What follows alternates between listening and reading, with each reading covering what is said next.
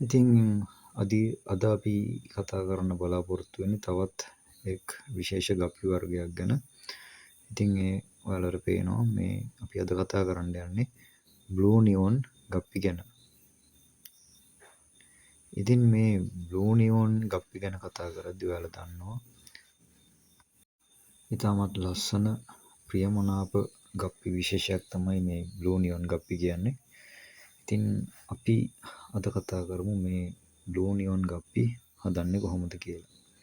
මෙයාලා කොහොමද අපි බ්‍රීඩ් කරන්නේ? මෙයාලගෙන් පැටව් ගන්නෙ?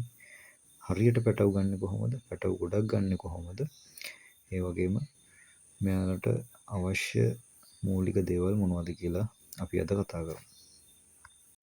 මම මේ වැඩේට පාවිච්චි කරලා තියෙන්නේ ප්ලාස්ටික් බේසමක්.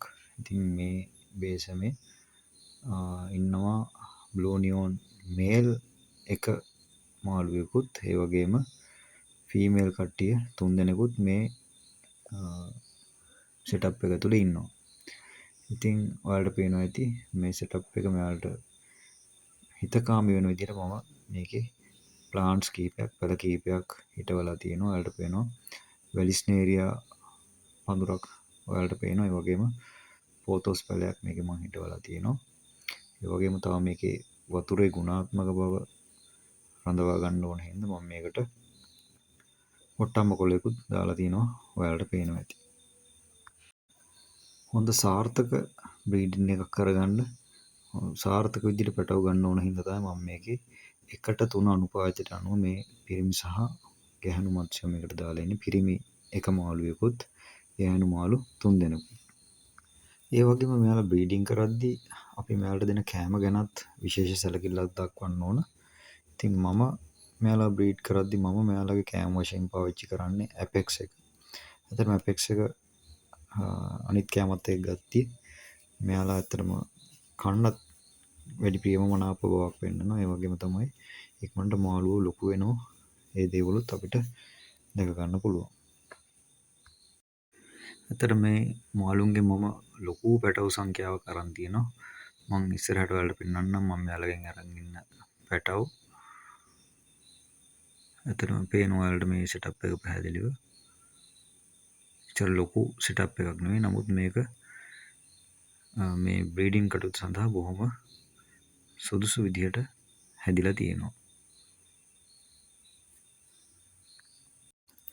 මේකේ වතුර පැහැදිලිව බැලුම් නැතුනට ඇත්තටම මේකේ වතුර ගොඩක් පිරිසිදු වතුර තමයි මේකේ තියෙන්නේ. හේතුව තමයි මම සාමාන්‍යයෙන් දවස් 3කට සැරයක් මේක සයිබන් කරනවා. ඒ කියන්නේ මම මේකේ මේ පතුලේ තියෙන අනවශ්‍ය දේවල් මෙයාලගේ මල පහ වගේ දේවල් මම කරන්නේ උඩා බටයක් කරගෙන ඉවතට ඇදලා දාන එක. ඒ වගේම ඒ වෙනුවට අලුතෙන් වතුර පිරවීමක් සිදු කරනවා.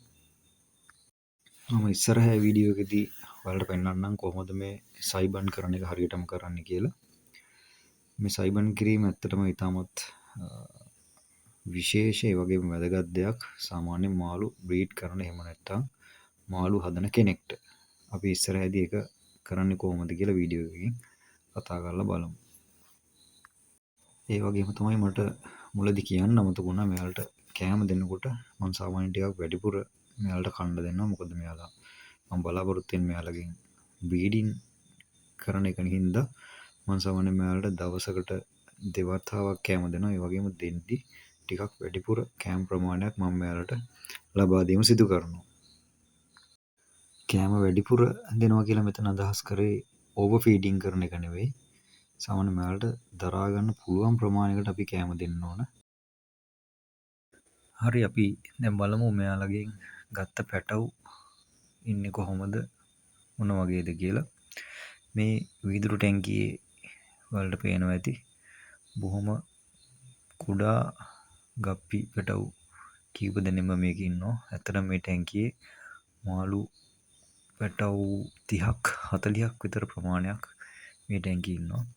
මෙයාලා ඇත්තටම සාමාන්‍යයෙන් සතියක් එකමාරක් විතර වයසක පැටව් තමයි මේ වීදුරු ටැංකියේ ඉන්නේ. ඒ වගේම මේ ටැංකියේ වතුර මට්ටම ගත්තොත් එහෙම ඇත්තටම මේක සාමාන්‍යයෙන් අඟල් 2ක් විතර උසට මේ ටැංකියේ වතුර ප්‍රමාණයක් විතරයි මම දාලා තියෙන්නේ. මොකද එතකොට එයාලගේ ආශ්වාස ප්‍රාශ්වාස කරගන්න ලේසි හින්දා.